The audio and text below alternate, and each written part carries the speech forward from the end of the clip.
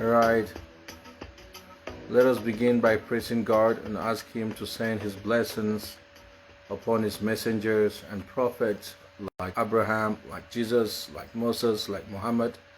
Peace be upon them all. We ask Him to send also His blessings to righteous men and women who have lived, to our parents, to you suffering people of southern Cameroons, especially these resolute ones. At the same time, we regret that God has allowed, and with all good intention, because He has infinite knowledge, and of course He knows what is best for humanity. But we regret the fact that our own chiefs and funds have become peril to the existence of their own people. They have become an immediate danger to their own people. It's a sad thing. I grew up having the traditional authority besides my religion as the greatest authority, because they are the custodians of our culture, our heritage, and our especially African tradition. But today they have sold it for worldly gains, worldly benefits. They have insulted the thrones our grandparents left for them. They have committed sacrilege, and I would say that there is no orthodoxy with the southern Cameroons. At least we can say most of, not all, most of the southern Cameroons chieftaincies or chiefdoms and fondoms have no orthodoxy. They have been assimilated into something that does not represent what they inherited from their predecessors. We regret that. Amen. All right, dear comrades, ladies and gentlemen, I decided to have this as our course on progressive knowledge, basically for one primary reason. Most of you, if not all of us, we know, I think, our history basically.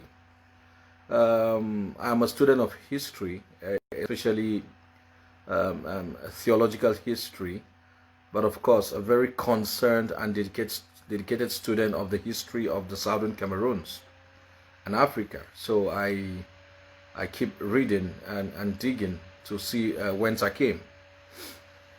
That said, we also have experts in the field in southern Cameroons. There's a difference between being a history student and a historian. Yeah, so a historian is an expert in the field, and then students are lay people like us. But also students are not novice, and they are not the same as the common man on the street, who has not taken time to investigate certain historical questions. It is important we remind ourselves quite often to avoid the fallacy of presentism. It is primordial that we keep telling ourselves why we are here, why we are sacrificing, and what are we sacrificing for. If you don't know the historical question and the legal answer to the historical question that you are pursuing, then you will realize that people wake up one day and behave like Saint Nicholas. I won't call him doctor anymore. He's no doctor to me. Foncha, what's that his name? The one who inscribe and subscribe. I don't know what language he was speaking. They would betray a cause, pretty much like Judas. Judas had no clue of the messianic message and mission of his master Jesus Christ. This is why he would betray. There is a difference between, refusing recognition, like Peter would do 3 times, and outright betrayal.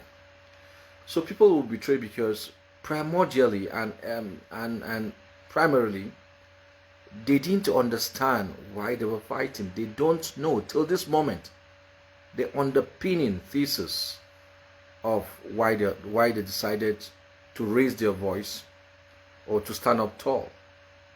So it is important to keep reminding ourselves, to keep the one way education gets embedded in your head, in your mind, is by continuity, is by repetition. If you want to understand a textbook, if you want to understand notes that you took from a teacher, read them over and over. That is just the secret. Read them over and over. Read them over and over.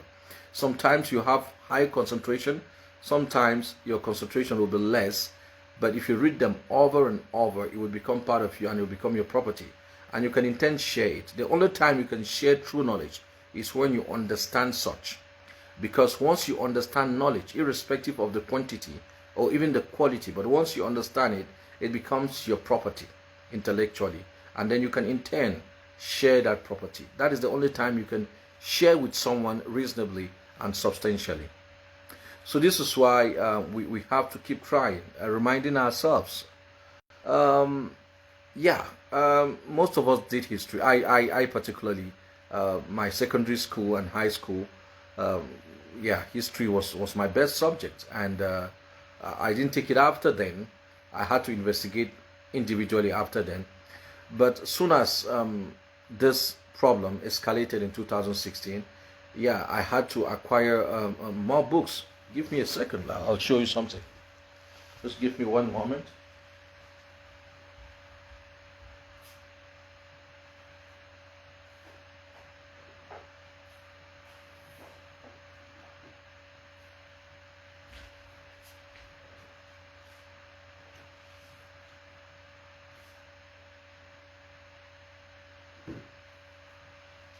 Okay, right back, and I'll be sitting in a moment.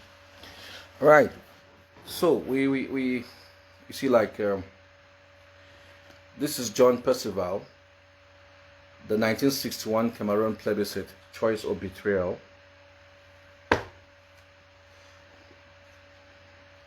Cameroon, difficult choices in a failed democracy, by Tazocha Asonganyi.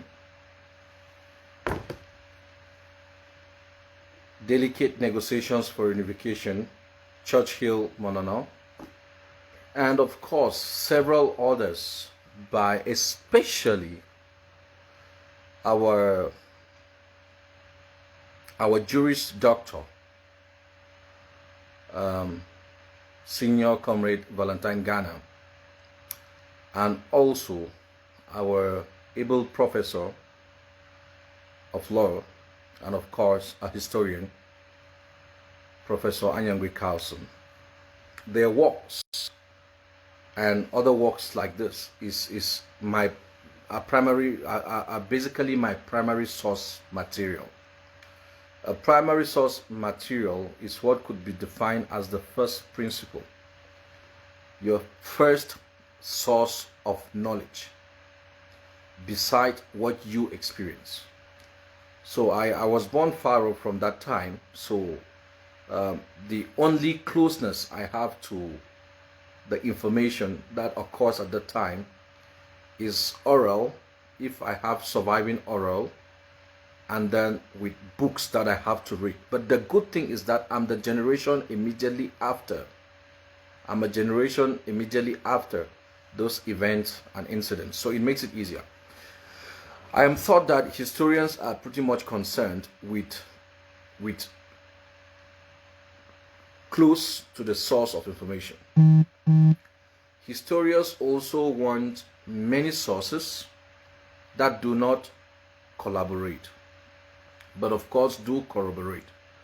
So historians want to get many people talking about the same thing, but they shouldn't take it from one source, because if you had 100 people talking about the same thing but taking it from one source, it means it's only one source.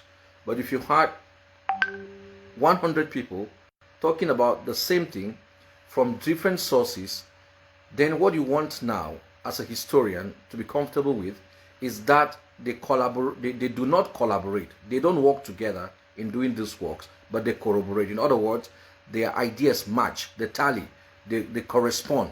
The dates go the same. The names, the places, the events are tallying. Then historians are confident that, okay, this could be truth.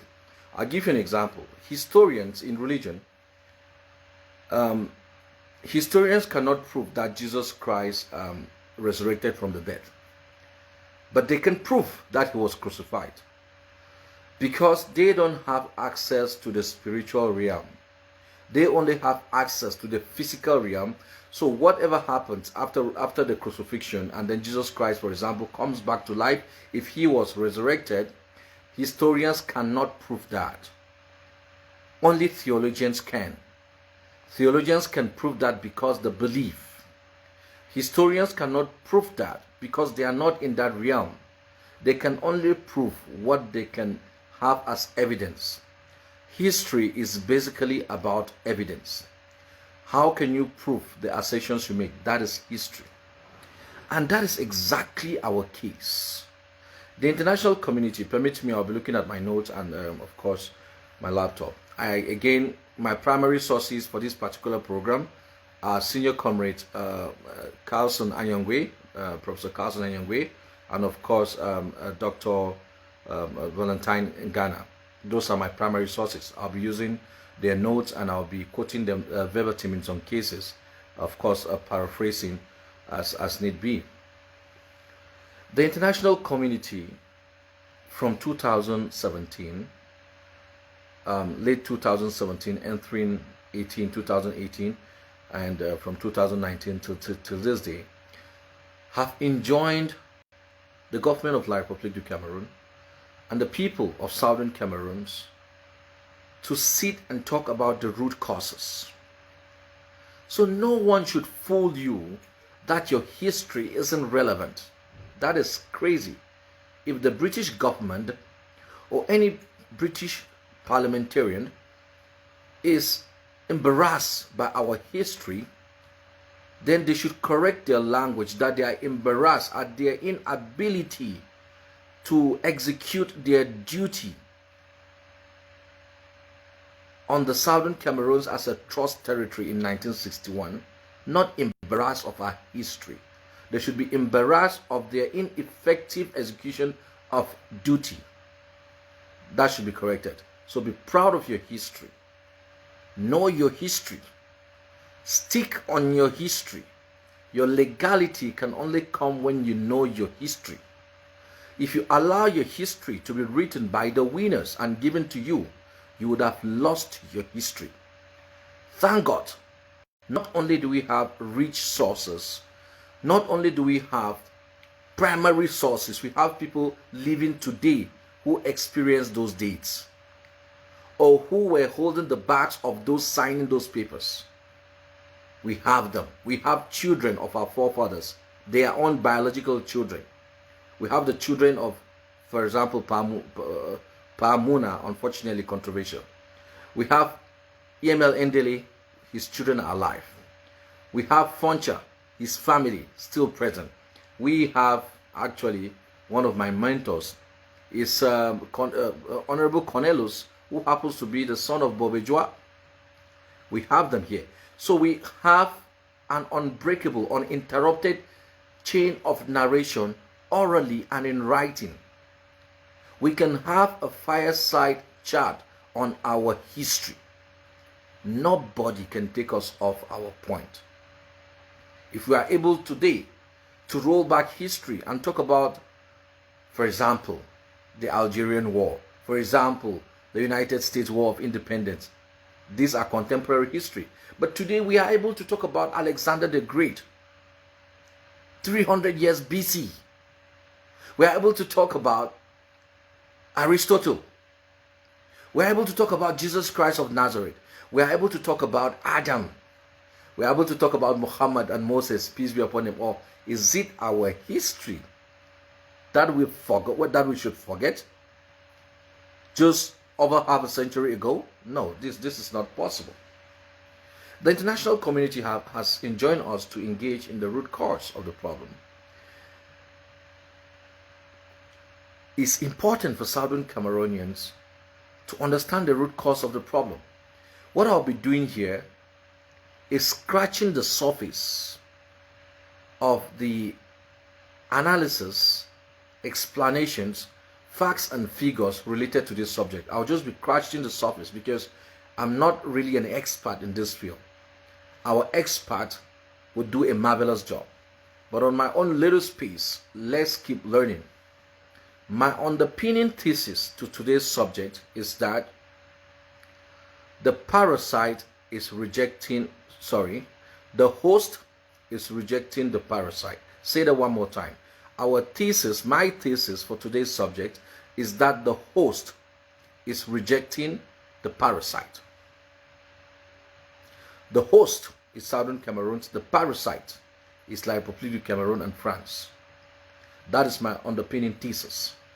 Unequivocally, unrepentant, unapologetic about that.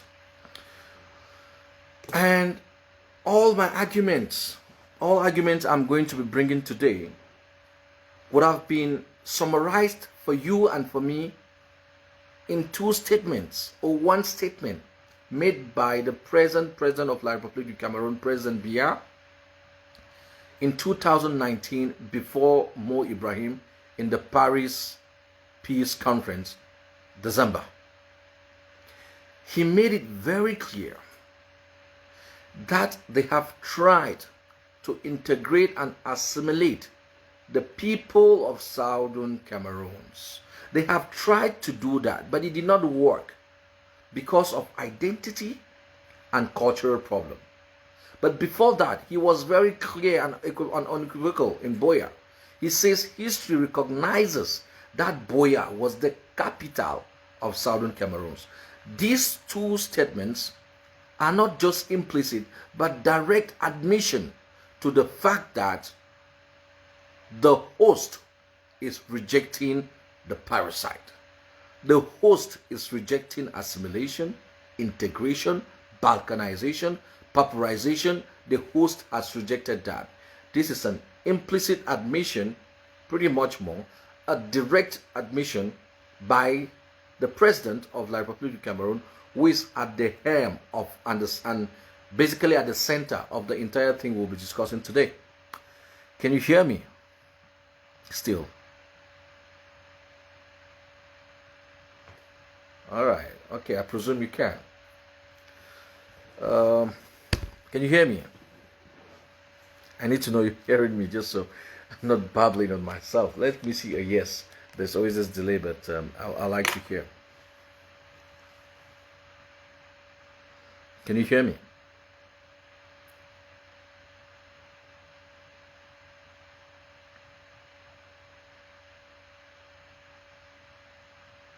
All right. So it is important to differentiate between the root causes, the remote causes, and someone say something. All right. So I was saying it's important to differentiate between the remote causes and the immediate causes. The remote causes are the things that immediately occurred as danger before the causes, before the immediate causes started showing up. We have in my investigation of this, there is something in law called the proximate cause. The proximate cause is the event that stands very influential to something that happened. So we want to focus on the remote causes. Those are the root causes. Pretty much we have three. A, the non-decolonization of British Southern Cameroons. That is number one. B, French Cameroon's illegal claim to the territory of Southern Cameroons.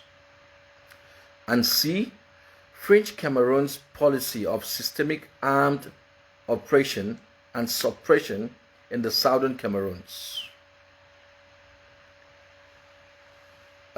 Let's enter into this now using the notes of Professor Carlson Anyangwe.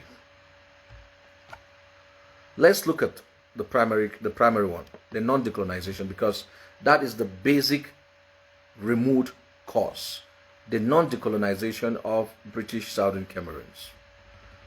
For the sake of time, given that it's late here also, we are not going to enter into a lot of hermeneutics. We are going to look at them basically in bullet forms. The UK stated policy of sinking the Southern Cameroons into Nigeria.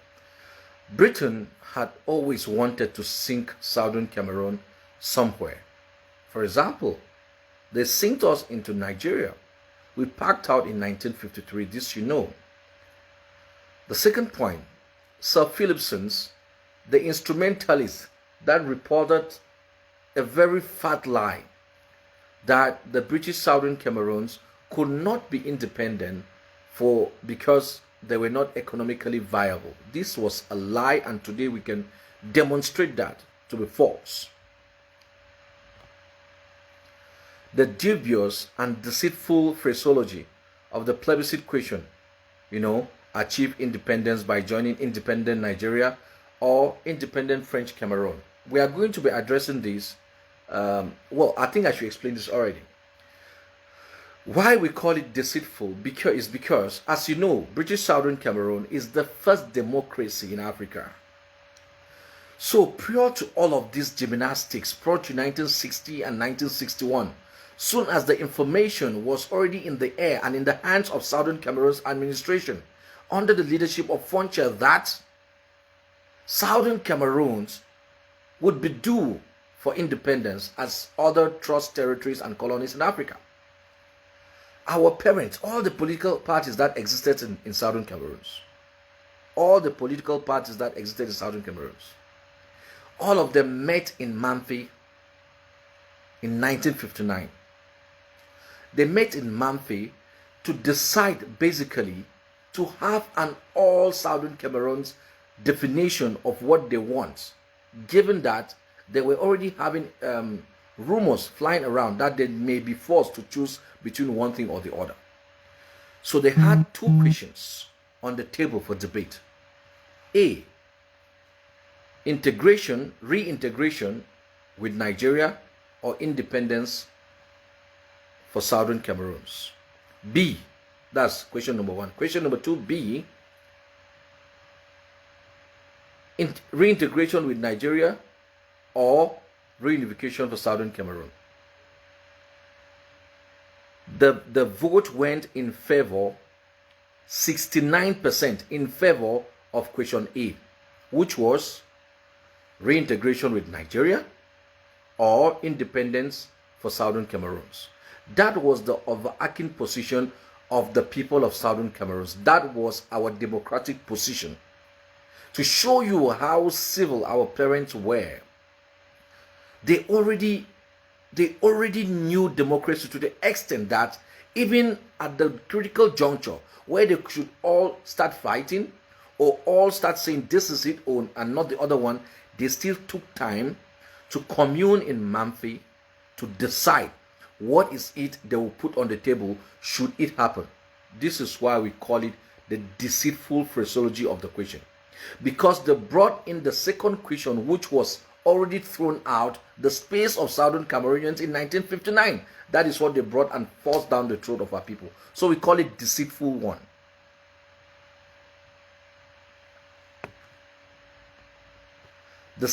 Now let's continue. 4. The Southern Cameroons French Cameroon pre-plebiscite written and signed agreement on the federal of two states equal in status as the form and the basis of free association between the two countries. We are going to be seeing that when we'll be addressing these facetious people called Federalists, these inane people called Federalists, these enablers of genocides who call themselves Federalists. We'll be addressing it. The next point, United Nations General Assembly Resolution 1608, that is our point. On the afternoon of April 1961, on the afternoon of the 21st of April 1961, that was where there was the definitive moment for us. We are going to be entering that pretty much in the next topic. The next political problem, on the 1st of September 1961, the content of federation was unilaterally determined and imposed by French Cameroon, resulting in the disguised annexation of southern Cameroon. The document was a domestic act of French Cameroon and in law could not have had extraterritorial application. The federation was thus an internal informal arrangement. This is what it is, and we're going to be entering that pretty much more in the next topic. Oh, the network is bad. Oh shit. Can some is the network bad? Am I not being heard?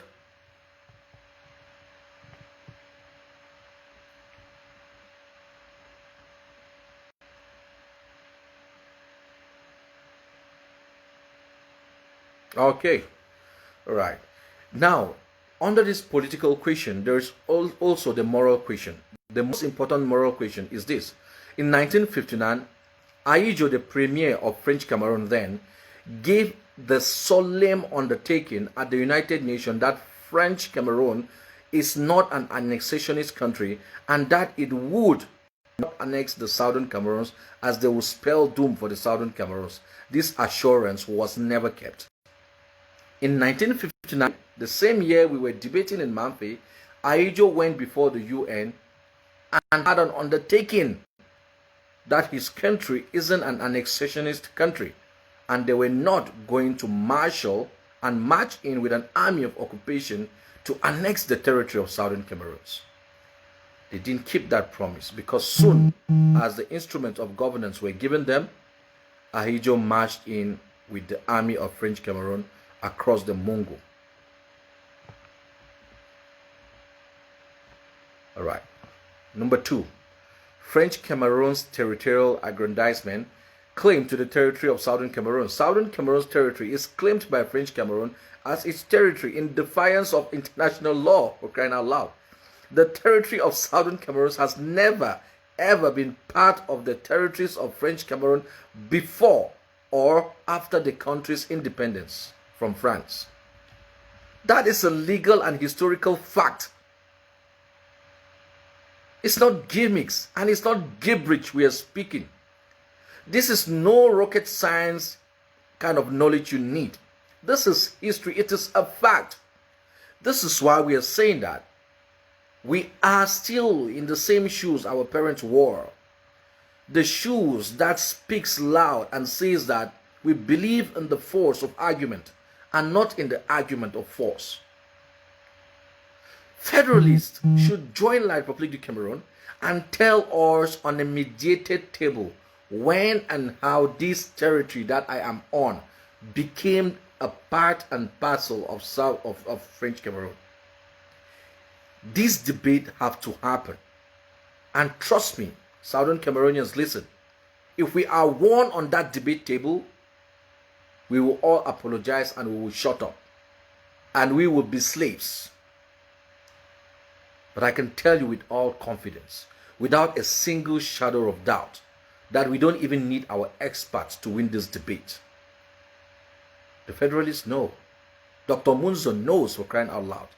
He will read the resolution of AAC2, crying here in Bamenda, stating things that I will be saying during the next topic. Barrister Bala knows. They know all of this. Dr. Fomunyo Christophe, they know all of this. Why are they enabling genocide? Are they doing so wittingly or unwittingly? They know better than I do. They know that this territory does not belong to French Cameroon. They do know. And they know the recent happenings. All right. Okay.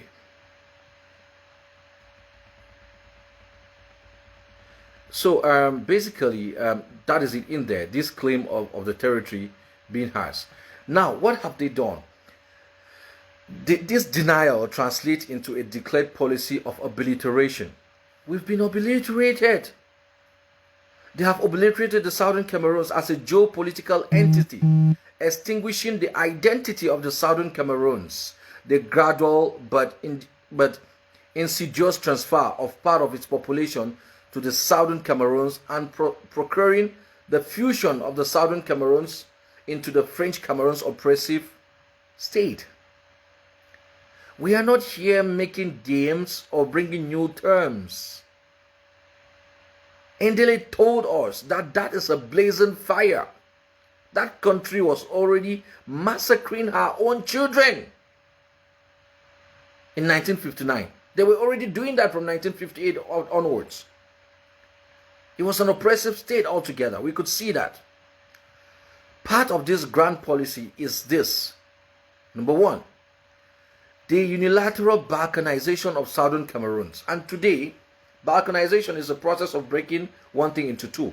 For example, trying to split an atom. That is what they did.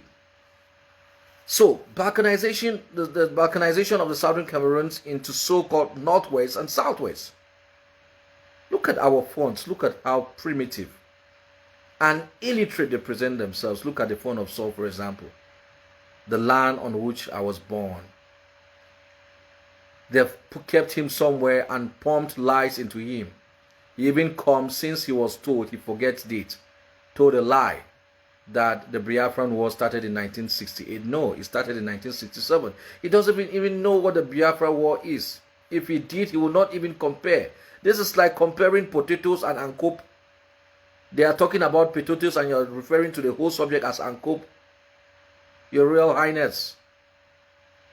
They don't even understand. After having a big fundum, sending thousands of children, hundreds of children to school, you cannot listen to them to teach you what you did not learn, to tell you what you mean when you say northwest and southwest, to tell you the difference between Eritrea, Ethiopia, between South Sudan and Sudan, between Biafra and the rest of Nigeria. Instead, you go and listen from where the oppression of your own self. Look at you. Look at all of you, our chiefs and fonts. Look at how miserable you look as opposed to theirs. Shame on you. Look at you. See how you beg when you are a king. Oh God. Let's continue then. It's a shame when you look at this whole issue. You see a phone sneaking into his own palace. The phone of Saul told Aijo, your father, from Binglo I'm talking to you now, your father, when Aijo came here, he told Aijo that palace don't move. If you're in Bamenda and you want to see me, come on over to Banso. Come to Saul and see me in my palace. And Aijo went down there and saw him. Look at what you're doing to us today. Oh, the blackout. Thank God we have a little backup. Can you still hear me?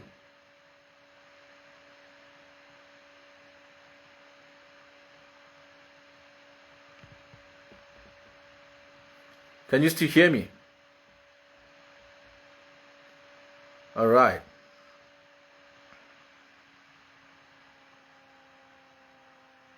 Okay. I'm sure I'm in here.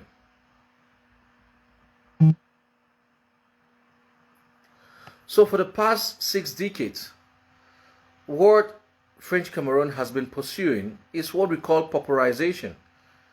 Look, listen, even after 1961, we did not stop using our currency. They were using the CFR while we were using the British pound sterling. It was in April again, 1962, that our currency was bought with an exaggerated price of CFR.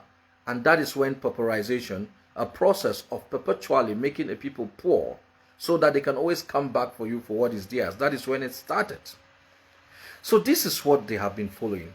Let's go to the last thing on this. All right, okay.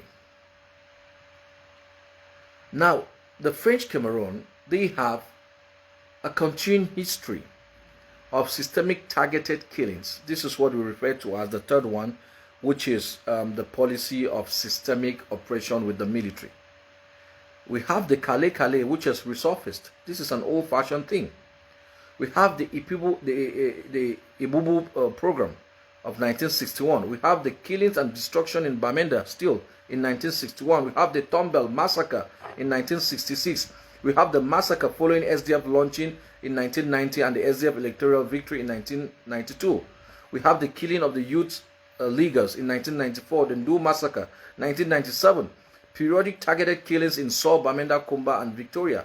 The 2008 killing all over southern Cameroons, the 2012 killings all over southern Cameroons, and now we have what begun with Akum Julius in 2016.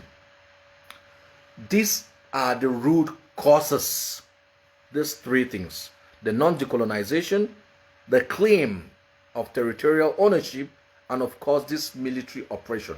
These are the root causes of the senseless war that was imposed on southern Cameroon on the 30th of November 2017.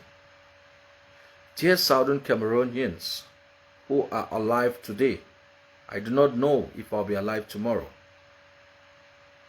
but this is the reality.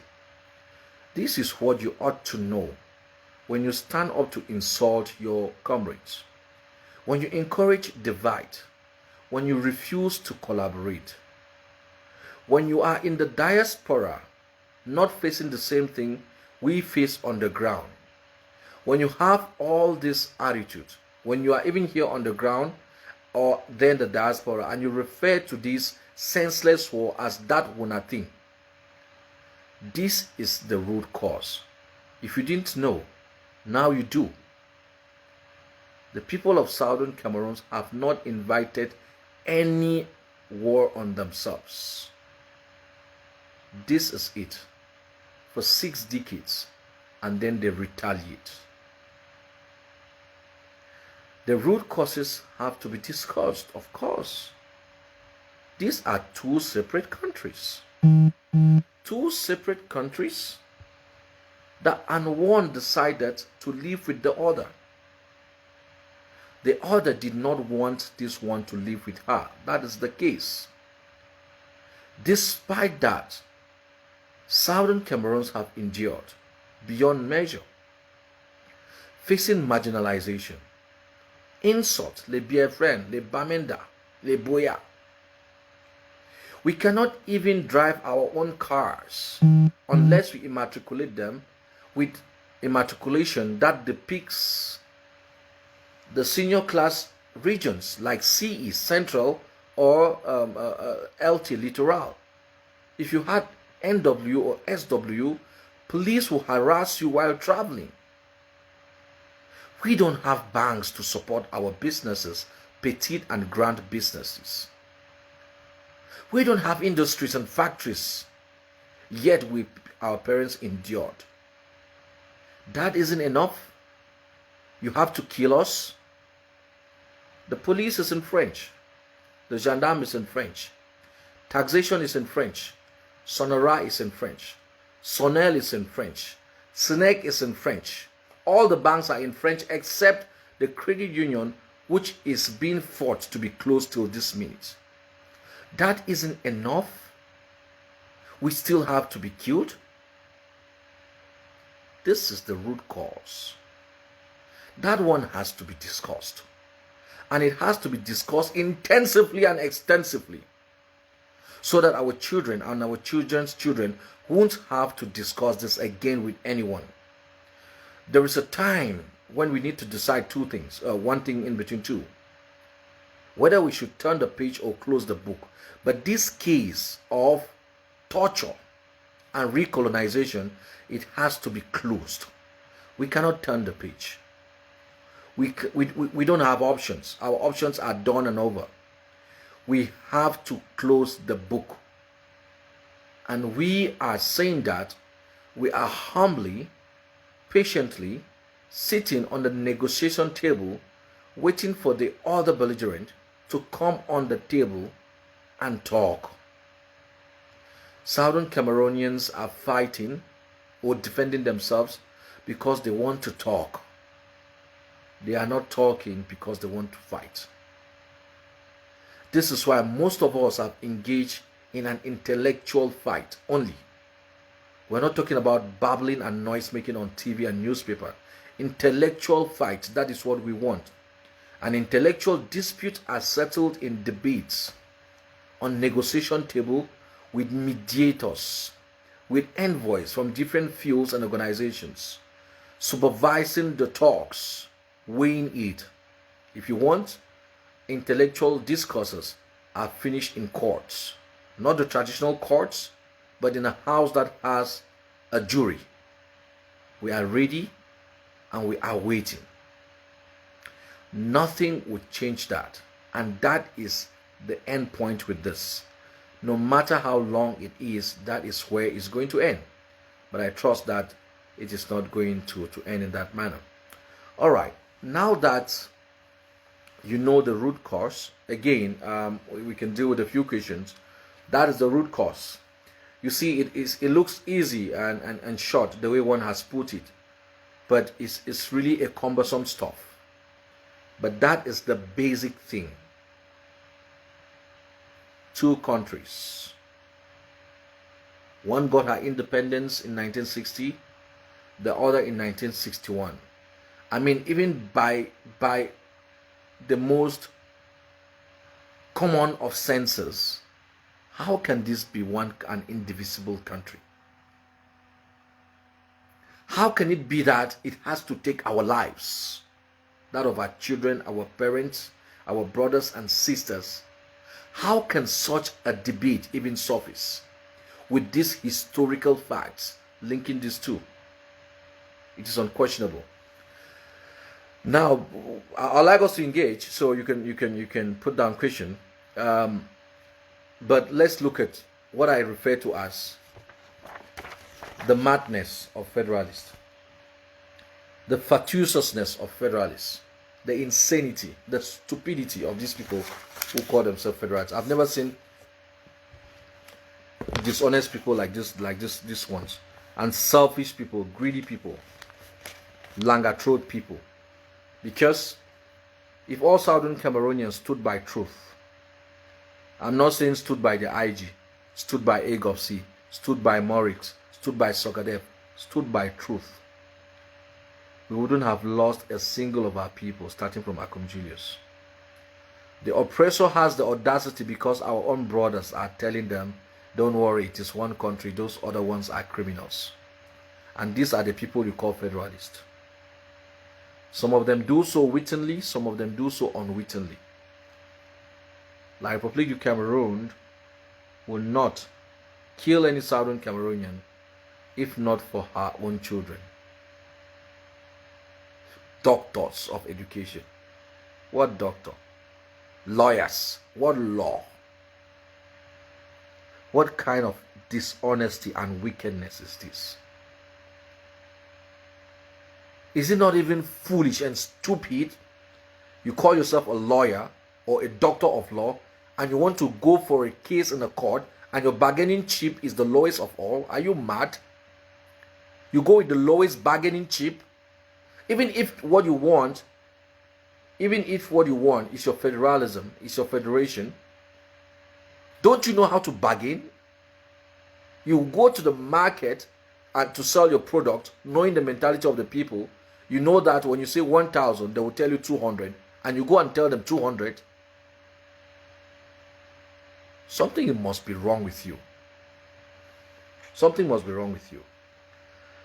So, point number one, why I think that Federalists are extremely stupid people. I'm sorry for using this word, but I mean them now.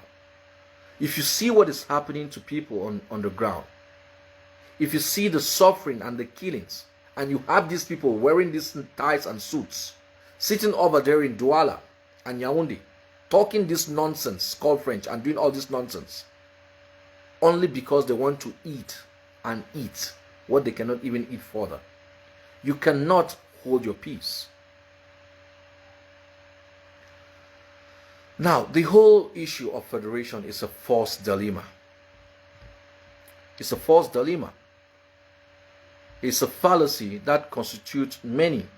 Above all, the big one is called the fallacy of false dilemma.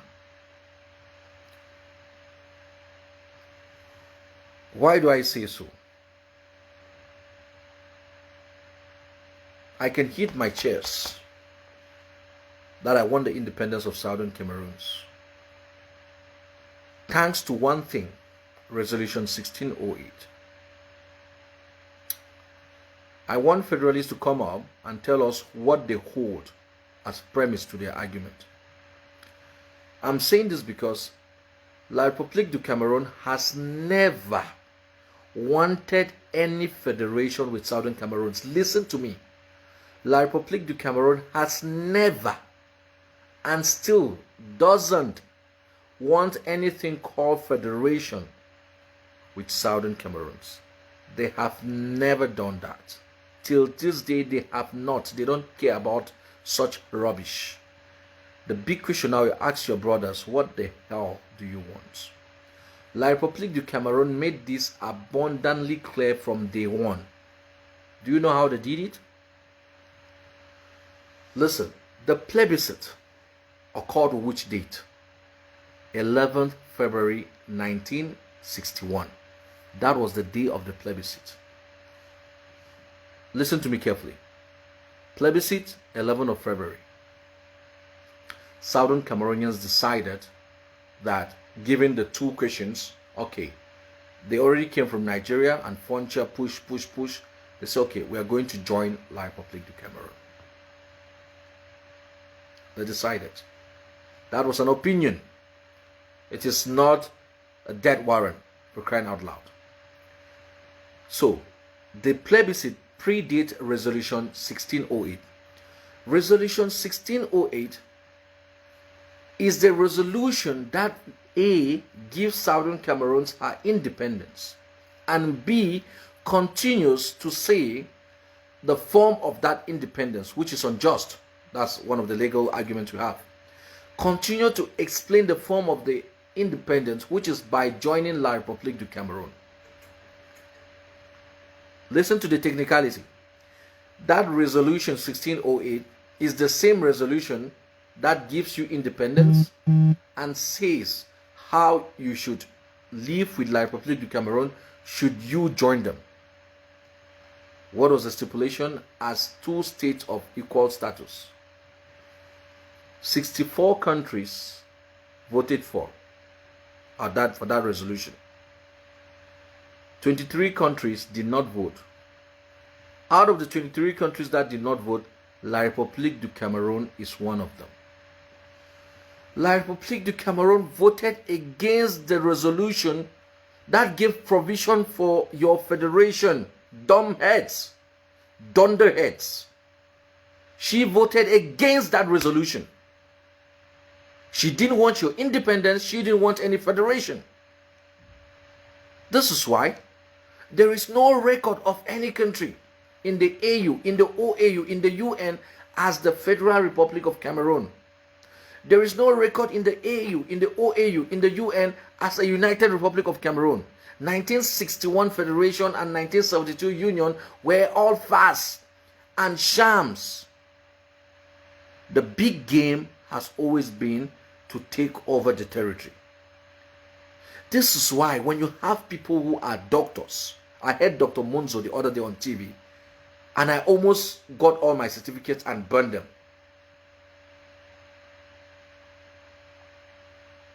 The other one, he called himself Golengole or whatever. I heard him saying, I don't know, I've forgotten which, what occasion was that? He explained one magic in a republicanism manner.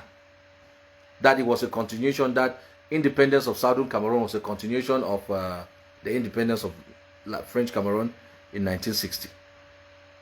What a twist of history. What a spin of history.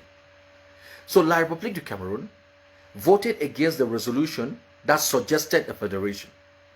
And by her actions, you could see step by step that she doesn't want it. The capital action is by jailing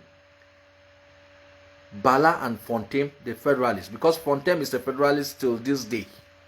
He cannot pretend. And the day we are up for it, we will provide proofs. They were locked up on the 17th of January 2017. That is the day any Southern Cameroonian who loves truth and is just to his people would have buried that thing called federation. All right, let's assume, okay, things were rough then and La Republic had to change. Have they had any federation suggestion? That is still a taboo subject according to La Republic du Cameroon. They even speak about it today because some of us, you Southern Cameroonians, stood and said you know the right thing. That is how they could surface again and start talking with arrogance and continuing their betrayal and treachery. What have they had with the stupid bargain they entered with? Special status. They've given them a special status. A crazy special status, which is not being implemented. All right. Number three. The third point of why I think that Federalists are very virtuous. Say that clearly. I am asking, when and where has French Cameroon ever proposed a federation, not to us, to them? The answer is nowhere, no time, no place, and they wouldn't. The fourth thing is, why do these Federalists, because basically they have families and homes in La Republic of Cameroon, but I don't see that as a challenge. People are married to Chinese, Nigerians, Americans, Japanese, Germans, but they don't necessarily think that the German family would have to own the other family. They don't think that. You see? So I'm asking, why do they think that they, or Southern Cameroonians, must always be at the receiving end in this subject of Southern Cameroons and French Cameroon? Why must they be at the receiving end? Why must it be Southern Cameroon giving them federation? Was that the agreement? So, Union Treaty, I know you would like me to talk about that, but we've spoken a lot about that. I mean, there has never been any federation between La Republic of Cameroon and Southern Cameroons. There has never been. The one Federalist who makes his argument even better, in my opinion, is the barrister Ashu Emmanuel. His arguments, though I'm not saying that his arguments are right, I'm saying that for Federalists, he makes his argument a little bit stronger. He doesn't talk about, give us federalism, we want federalism.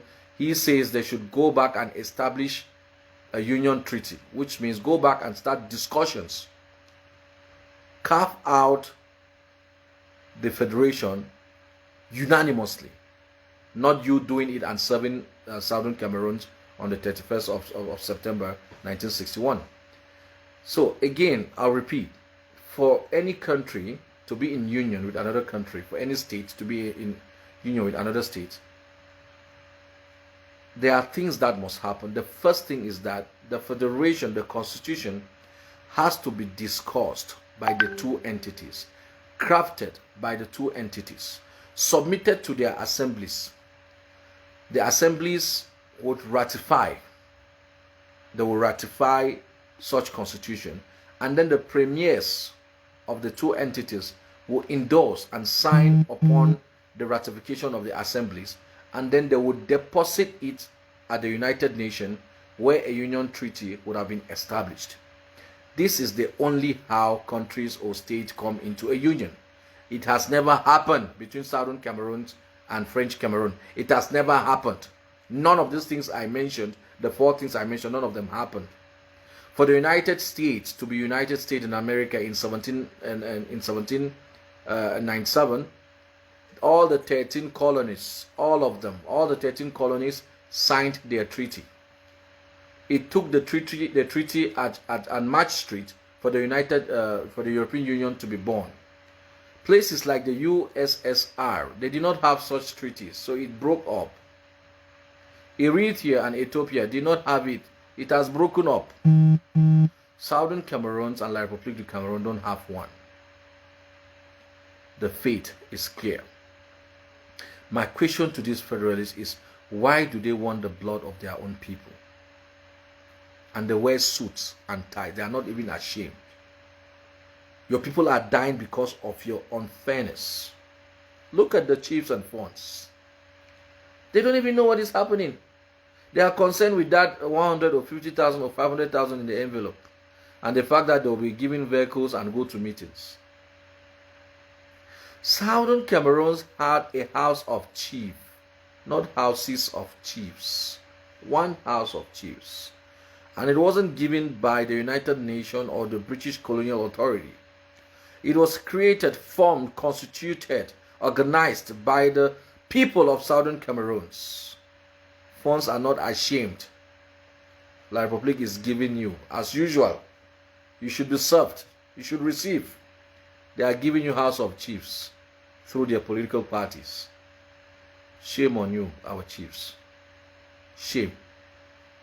You have committed sacrilege upon our thrones. It's a shame. I thought this is the time you will look at the government of La Republique du Cameroon straight in the eyes. Tell them straight up that we will not do anything without the consent of our people. We are the custodians of our people and their tradition, and we serve them. They are not our servants. But you've shown us today that we are without parents. We are orphans. We need to seek for our parents. It's a shame. We don't have to receive. And all of this, the fonts, the chiefs, you can blame all of this demeanor on these people who call themselves Federalists. This is why I have nothing to do with them unless on a debate table with a third-party mediation. The kind of harm Federalists have committed the people of Southern Cameroons is unforgivable. It's abominable. It's a slander against, I would say, even God.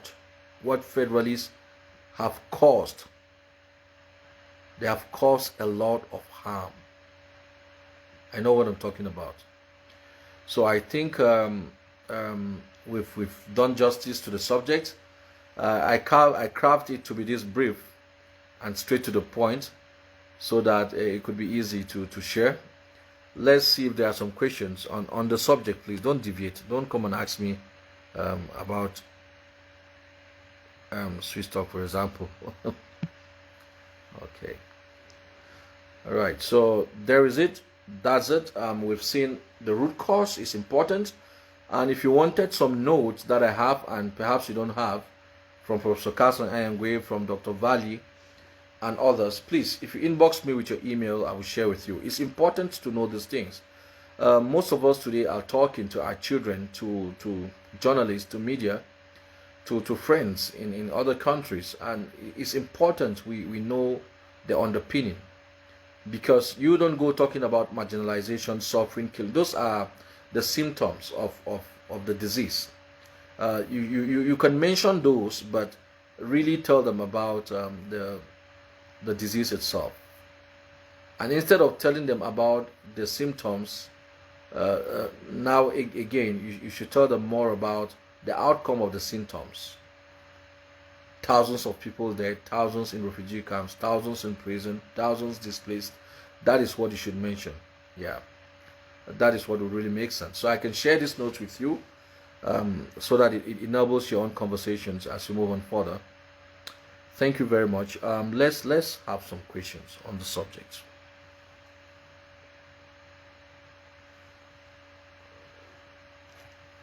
Okay.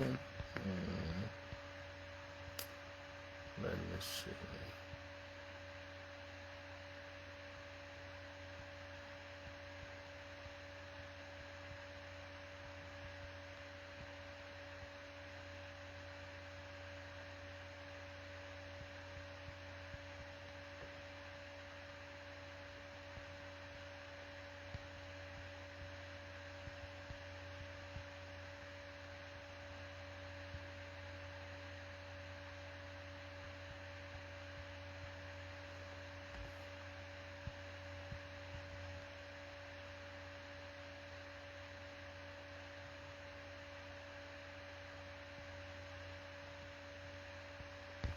Are there any questions?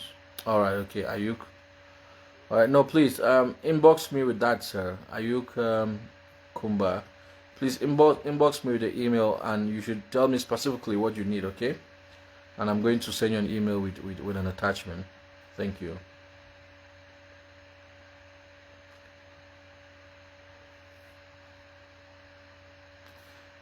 Yeah, okay. Patricia is saying now we had a lot of fear anytime you drove around the Republic till this day. Till this day. Yeah. Yeah. But now we have fear even within our own territory.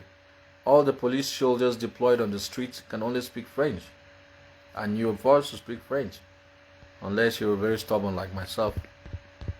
I don't understand French and I will not speak it. Even if I did. Understand. Okay. All right. I cannot see questions, which means that it was understood. Yeah. If it was understood, let's see some like signs. And yeah. So and perhaps you want to listen again to the recording 2-3 times. It's important to note the underpinnings of this particular subject, the root causes, and of course, why we think Federalists need country fashion.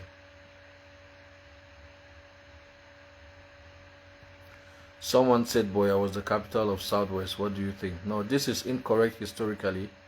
Boya was the capital of Southern Cameroons. Look, the people of Southern Cameroons didn't have this nonsense. I just said during the course that it was pretty much in 1984, I think, yes, that it was balkanized. Balkanization occurred when they divided us with the intention to make us look like ethnic groups within their own system. So Southern Boya has been the capital of Southern Cameroons and not Foncha, who was from Bamenda, resumed office in Boya. That was his office when he was prime minister. So it wasn't capital for Boya. That's wrong. Okay.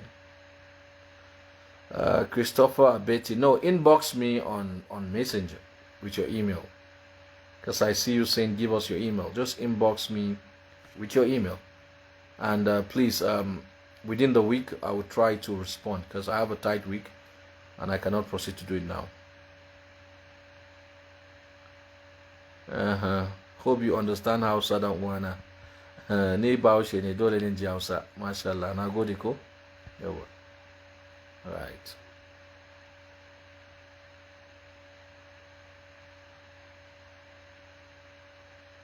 Okay. Right. Yeah, let me not keep you here. I'm sure we've done the essential, and let's keep doing our little bits. Let's pick one thing each time and learn from it. Sometimes we will deliver better than we deliver some other times. Bear with that. Yes. All right. Okay, now that we are done, I think I will just close now. Thank you so much, and please just remember to always share even after you watch, and let it reach our people. We really need to understand why we're in this. I'm sure with good understanding, you will not betray on people. Most people have betrayed because they don't really know what's up, I think, you know. All right, Akko says there's no volume. No, there is. Okay. All right. Okay, Patricia, you're most welcome. Thank you too for being here. If you're not here, we won't have a show, all of you. So I have to thank you for giving me the opportunity to share what I consider to be useful with you. I think I'm more grateful. I should be more grateful to you all.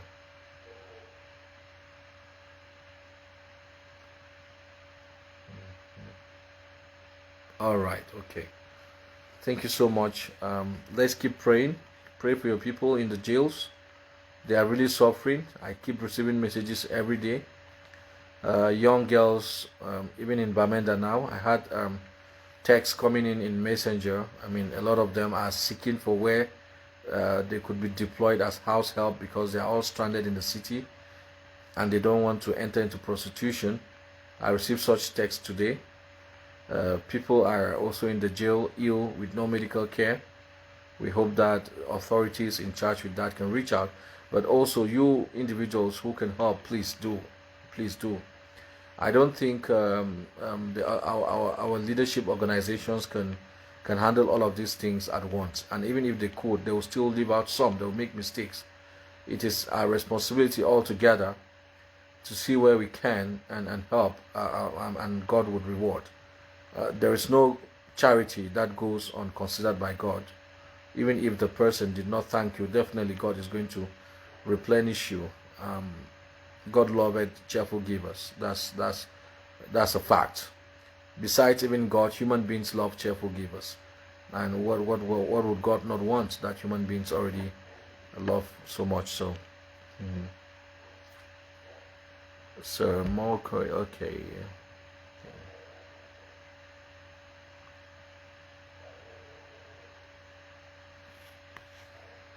Alright, someone is asking, why is it that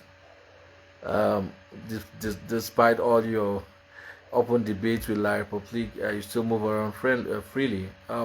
Yeah, this is a fair question to ask. My brother, primarily it is God. I commit everything to God, and when I say I commit everything to God, also I do what God wants in this regard, which is standing by the truth and nothing else. Don't tell lies. Don't overblow things. In other words, don't exaggerate things. Don't also preach violence. Preach justice. Say the things as they are. And you people are praying, and God is hearing. You are supporting. You are supportive of my actions. Yes, I would say, yeah, most of my actions towards the cause. You're supportive of it, and that already is a lot of prayer. And the world recognizes that, and God recognizes that, and the protection ultimately is coming from Him. I'm not free, my brother. I'm sure wherever you are, you're free. You're more free than me. I'm not free. My life has become very complicated and scary. So I'm not free. If you mean that I'm not behind bars, that is by God's making. But I'm not as free as you think. Thank you.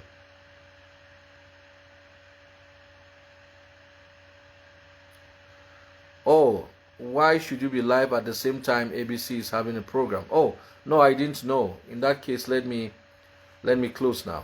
I didn't know, and yes, I didn't know ABC had a program now. So let's close so that we can watch ABC, right?